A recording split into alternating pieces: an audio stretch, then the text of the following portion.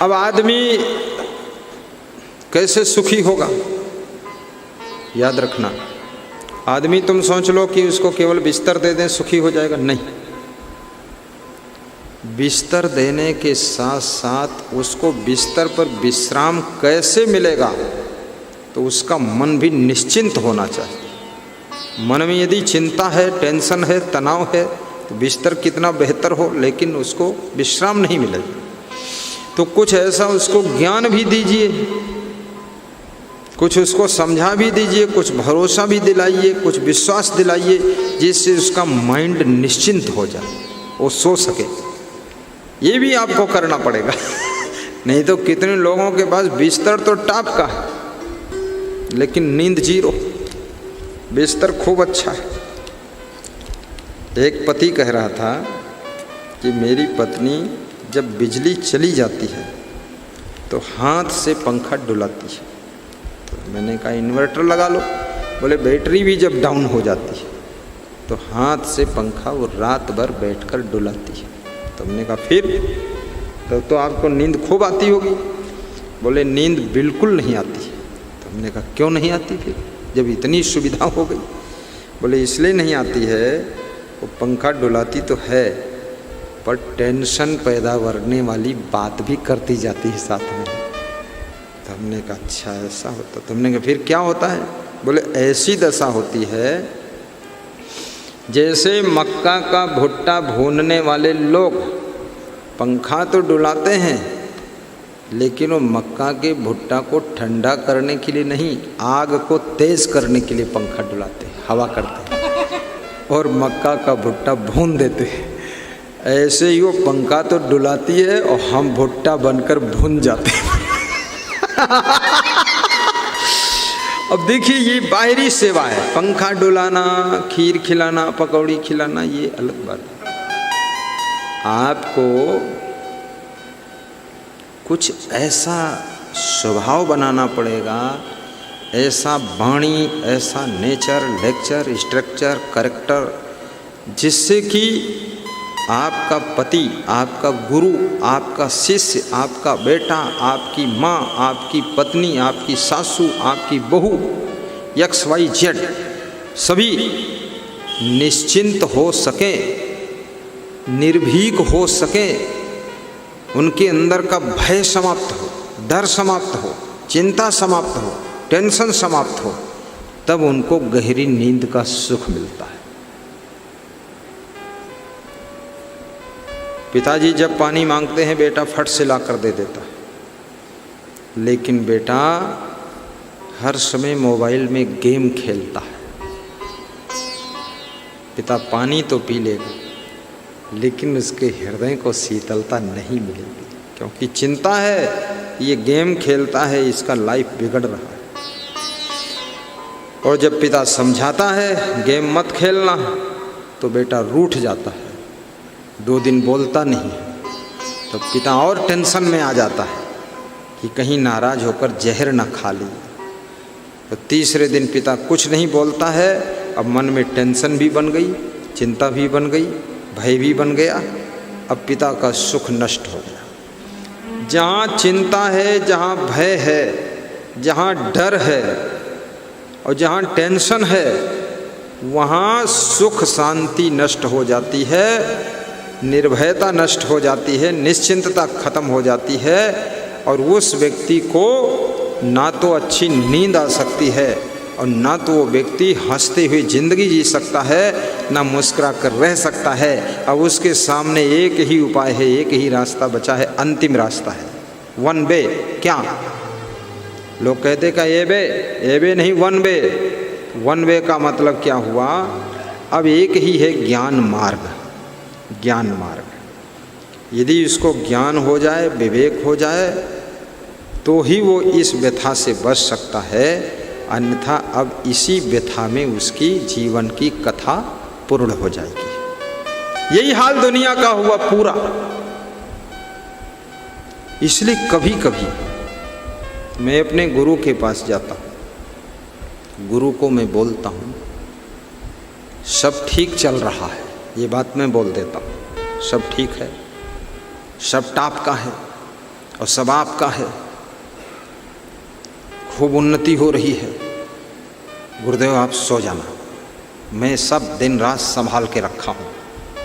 तो मेरा गुरु सुबह 8 बजे भी सोता है, भोजन करके फिर नींद मारता है 1 बजे से लेकर 2:30 बजे तक। दमादम मस्त कलंदर मेरे गुरु का पहला नंबर।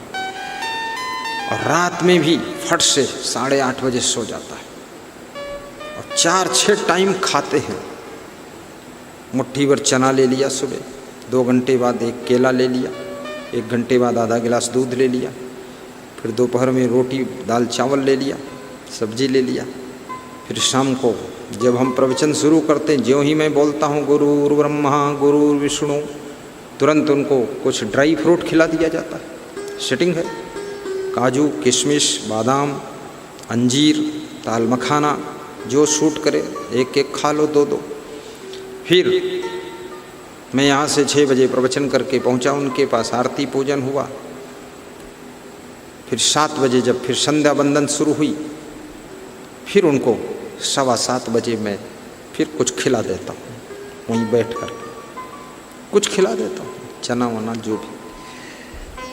अब गुरु को निश्चिंत करना शिष्य का काम है, और शिष्य को निश्चिंत करना, निर्भय करना, ये गुरु का काम है।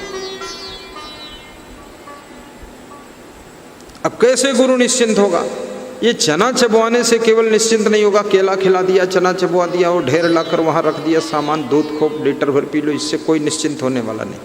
इससे सेहत बढ़ेगी, पेट भरेगा, और कुछ होने वाला नहीं।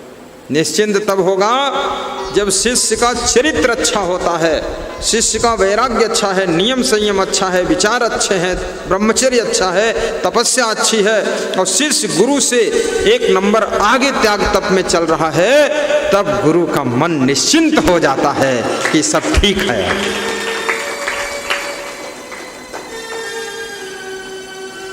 बेटा जब अपने पिताजी से ज़्यादा योग्य बनता है, पिता का मन निश्चिंत होता जाता है, प्रसन्न होता, माँ का मन प्रसन्न होता है।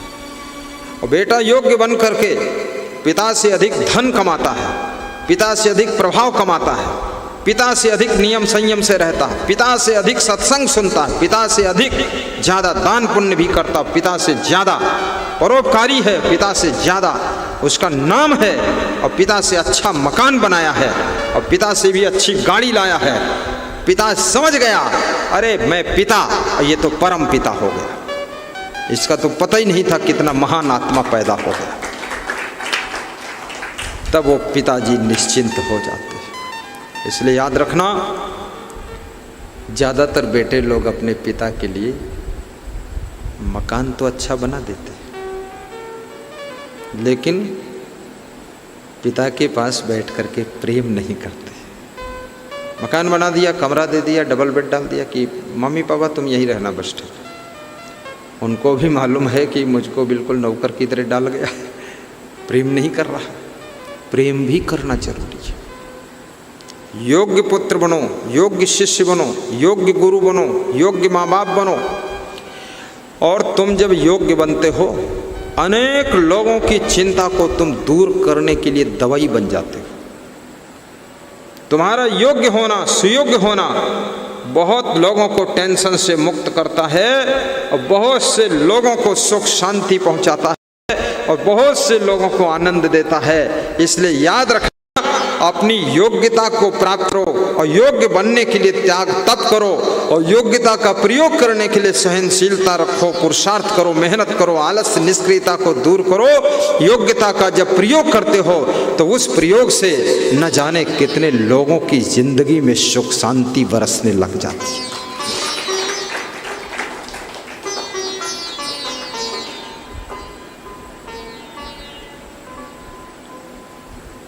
इसलिए आलस्य भी मत रखिए, निष्क्रियता भी मत रखिए। जितना बड़ा कर सकते हो उतना बड़ा करो। 10-20 नौकर भी रखो, 10-20 हज़ार कर्मचारी रखो, 10-20 लाख कर्मचारी रखो। अपनी क्षमताओं को विकसित करो। 10-20 लाख लोगों के परिवार तुम्हारी कलाओं से, योग्यताओं से, क्षमताओं से, तुम्हारे सिस्टम से पलने चाहिए, लेकिन तुम इतने निठल्ले हो, निष्क्रिय हो, क्या बोलते हैं उसको, कामचोर हो कि तुम्हारा पेट ही नहीं पल पा रहा है तुम्हारी मेहनत से। तुमसे दूसरे क्या पलेंगे? सबका ऐसा सिस्टम। आपके अंदर बहुत बड़ी क्षमता है, संत भी बनो, मेहनत करो, पुरुषार्थ करो, वैराग्यवान संत बनो,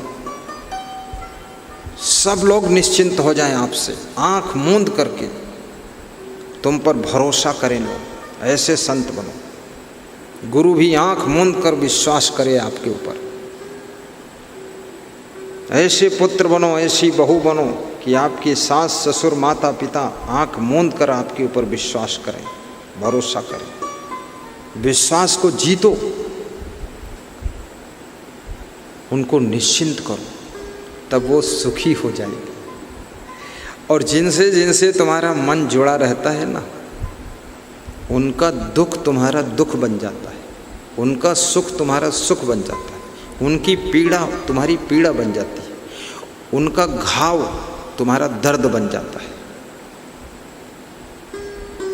जैसे माँ है, माँ का बेटा अगर दुखी है तो माँ दुखी हो जाती है, बेटा सुखी है तो माँ सुखी हो जाती, खुश हो जाती। जिनसे जिनसे तुम जुड़ते हो उनके दुख और सुख तुमको प्रभावित करते हैं। इसलिए सतमार्ग पर चलो, सहनशील बनो, गुणवान बनो, महान बनो। मन सोहरौना नहीं बनावे, सहनशील बनी आवे रहावे। उन चीज़ों से अपने मन को प्रभावित मत होने दीजिए जो आपके भविष्य को बिगाड़ सकती, भाग्य को बिगाड़ सकती हैं, आपकी उन्नति में बाधा डाल सकती हैं। परिस्थितियाँ सर्वथा किसी के अनुकूल नहीं होती हैं, परिस्थितियाँ हमेशा प्रतिकूल अनुकूल मिक्स रूप से रहती हैं, लेकिन आपको प्रभावित होना ना होना, कितना होना, कम होना, ज़्यादा होना, ये आपके हाथ का खेल है, उनसे प्रभावित मत हुई। ईश्वर चंद्र विद्यासागर पश्चिम बंगाल के, उनके पास में इतने पैसे नहीं थे किताब खरीद कर पढ़ सके, जमीन पर लिख कर अभ्यास करते थे, मित्रों के कॉपी किताब मांग करके उससे पढ़ते थे। जब परीक्षा हुई तो फर्स्ट डिवीज़न आए, सबने उनकी पीठ थपथपाई कि क्या बात है। बस उसी दिन से उनका ग्राफ ऊपर उठा। पश्चिम बंगाल के माने हुए विद्वान, उनके नाम के आगे विद्यासागर की उपाधि लगाई गई। विद्यासागर, इतना बड़ा विद्वान बना ईश्वर चंद्र विद्यासागर। बहुत संघर्ष, बहुत गरीबी, बहुत दुख, बहुत समस्याएं, बहुत विषम परिस्थिति का मुकाबला करते हुए ये व्यक्ति विद्यासागर कैसे बन गया। जिनको एयर कंडीशन रूम मिला है पढ़ने के लिए, टेबल लगी है, चेयर लगी है, नाइट बल्ब अलग है, डे बल्ब अलग है, सब कुछ है, फिर भी नंबर 3rd डिवीज़न। क्या हो रहा? एडजस्ट करना सीखो, अपने को सेटलमेंट करना सीखो। अब्राहम लिंकन की पत्नी अब्राहम लिंकन को बहुत गालियां भी बकती थी, बहुत ऊटपटांग बोलती थी। अब्राहम लिंकन उसकी परवाह नहीं करते थे, अपने राजनीतिक क्षेत्र में मेहनत करते करते करते करते अमेरिका के राष्ट्रपति बन गए। आप किसी के व्यवहार से प्रभावित होकर के, किसी के गलत स्वभाव से प्रभावित होकर के यदि अपने कार्य को बंद कर देते हैं, अपने लक्ष्य की ओर बढ़ना बंद कर देते हैं, तो ये सबसे बड़ी आपकी हार है। सब कुछ सह करके, गम खा करके अपने लक्ष्य की ओर निरंतर कदम बढ़ाते रहिए, ये आपके जीत का द्वार खोल देगी। यही स्वभाव बनाइए। पूर्ण अनुकूलता किसी को नहीं मिलती। आज हमारे